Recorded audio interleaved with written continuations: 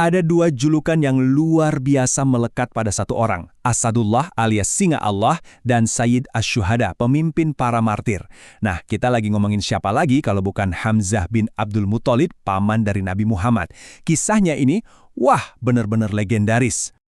Tapi tunggu dulu, gelar sekeren itu kan nggak mungkin didapat gitu aja. Jadi gimana ceritanya? Oke, dalam pembahasan singkat kali ini, kita bakal telusuri jejak perjalanan Hamzah, dari seorang bangsawan Mekah yang disegani sampai jadi pahlawan abadi dalam sejarah Islam. Sebelum dikenal sebagai Singa Allah, Hamzah itu seorang pemburu yang jago banget. Dia juga bangsawan Quraisy, suku paling berkuasa di Mekah waktu itu. Pokoknya dia itu dikenal cerdas, pendiriannya kuat, dan disegani semua orang. Dan yang paling penting, dia sayang banget sama keponakannya, Muhammad. Nah, titik baliknya terjadi pada satu hari yang menentukan. Salah satu pemimpin Quraisy yang paling benci sama Islam, Abu Jahal, menghadang Nabi Muhammad di dekat Bukit Safa. Di sana, di depan banyak orang, dia melontarkan hinaan dan kata-kata yang sangat menyakitkan. Nabi sih diam saja, tapi kejadian ini justru memicu sesuatu yang sangat besar. Jadi, Hamzah baru aja pulang dari berburu, dia dengar kabar penghinaan ini. Wah, marahnya langsung meledak. Nggak pakai pikir panjang, dia langsung cari Abu Jahal dan menemukannya lagi nongkrong sama pembesar Quraisy lainnya. Tanpa basa-basi, busurnya langsung dihantamkan ke kepala Abu Jahal. Sambil melotot, dia teriak, "Kenapa kamu hina dia? Hah? Aku ini udah masuk agamanya. Aku bilang apa yang dia bilang. Coba ulang hinaanmu itu ke aku kalau berani." Boom. Detik itu juga, di depan semua orang, Hamzah mendeklarasikan keislamannya. Ini bukan soal keraguan, ini murni soal pembelaan dan keyakinan. Masuk Islamnya Hamzah ini kayak suntikan tenaga super buat komunitas muslim yang waktu itu masih kecil dan sering ditindas. Statusnya sebagai bangsawan dan reputasinya sebagai petarung yang gak kenal takut bikin kaum muslimin jadi jauh lebih percaya diri dan berasa aman. Nah, dari sinilah perannya sebagai komandan militer dimulai. Ini momen yang sangat bersejarah. Ekspedisi militer pertama yang diperintahkan langsung oleh Nabi Muhammad. Coba tebak, siapa yang dipilih jadi pemimpinnya? Ya jelas, Hamzah. Misinya, menghadang kafilah dagang Quraisy yang kebetulan banget dipimpin oleh musuh bebuyutannya, Abu Jahal. Coba lihat deh perbandingan kekuatannya. Gak seimbang banget kan? Hamzah cuma bawa sekitar 30 orang buat menghadapi 300 pasukan berkuda. Itu hampir 10 kali lipat. Walaupun akhirnya nggak jadi ada pertempuran karena ada yang menengahi, keberanian Hamzah dan pasukannya buat berhadapan langsung itu udah jadi pesan yang sangat jelas buat seluruh Mekah. Oh ya, ada satu detail sejarah yang keren banget nih. Di ekspedisi inilah, untuk pertama kalinya panji Islam dikibarkan. Sebuah bendera putih yang sederhana, tapi jadi penanda lahirnya sebuah kekuatan baru yang terorganisir. Kalau ekspedisi pertama tadi itu semacam tes keberanian, Perang Badar inilah panggung utamanya. Disinilah nama Hamzah sebagai pejuang legendaris terukir abadi. Ini bukan kata temen loh, tapi pengakuan langsung dari musuh.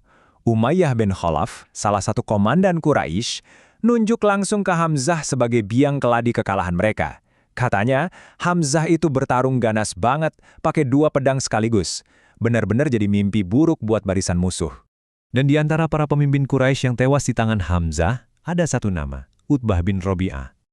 Tindakan heroik ini tanpa disadari menyulut api dendam yang luar biasa di hati putrinya, Hindun. Dan dendam inilah yang nantinya akan berujung pada sebuah tragedi yang memilukan.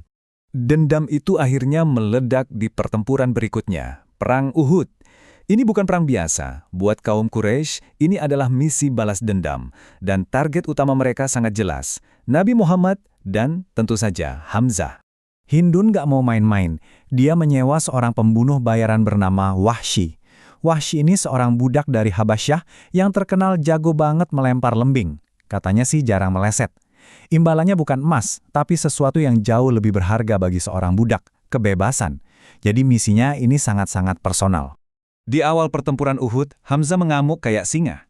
Tercatat dia menewaskan 31 orang sendirian. Kemenangan udah di depan mata. Tapi, terjadilah kesalahan fatal.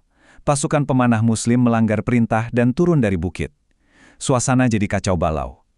Di tengah kekacauan itulah, Wahsy melihat celah. Dari balik batu, pas Hamzah terpeleset, dia melempar tombaknya. Satu lemparan telak dari belakang, dan sang singa pun tumbang. Yang terjadi setelah itu, benar-benar mengerikan. Didorong oleh kebencian yang membutakan, Hindun menemukan jasad Hamzah. Dia merobek dadanya, mengeluarkan hatinya, dan bahkan mencoba memakannya. Tindakan keji ini menunjukkan betapa dalamnya dendam Hindun dan meninggalkan luka yang sangat-sangat dalam di hati Nabi Muhammad dan seluruh umat Islam. Kesedihan Nabi Muhammad atas kematian pamannya ini tak terlukiskan. Tapi justru dari tragedi inilah lahir gelar kedua Hamzah yang abadi, Sayyid al-Syuhada, pemimpin para martir. 70. Angka ini memegang kunci untuk memahami betapa istimewanya penghormatan terakhir yang Nabi berikan untuk Hamzah. Ini adalah sebuah bentuk cinta dan penghormatan yang luar biasa. Jadi, Nabi Muhammad menyalatkan satu persatu dari 70 syuhada Uhud. Tapi, jenazah Hamzah tidak pernah dipindahkan. Beliau tetap di sana, ikut disalatkan bersama setiap jenazah lainnya, sampai totalnya Hamzah disalatkan 70 kali. Sebuah penghormatan yang belum pernah ada sebelumnya. Di puncak amarah dan kesedihannya, Nabi sempat bersumpah akan membalas dengan lebih kejam.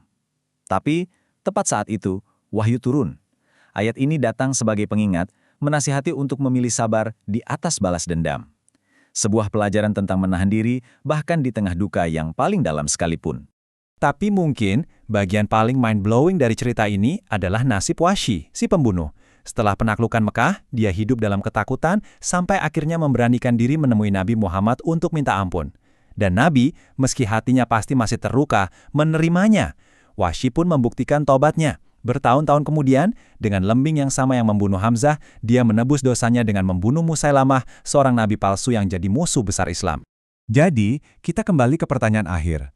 Kisah Hamzah ini bukan cuma soal kepahlawanan di medan perang kan?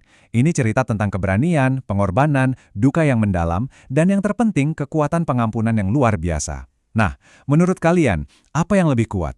Warisan dari sebuah kematian yang heroik atau warisan dari pengampunan yang bahkan bisa mengubah musuh paling mematikan menjadi saudara?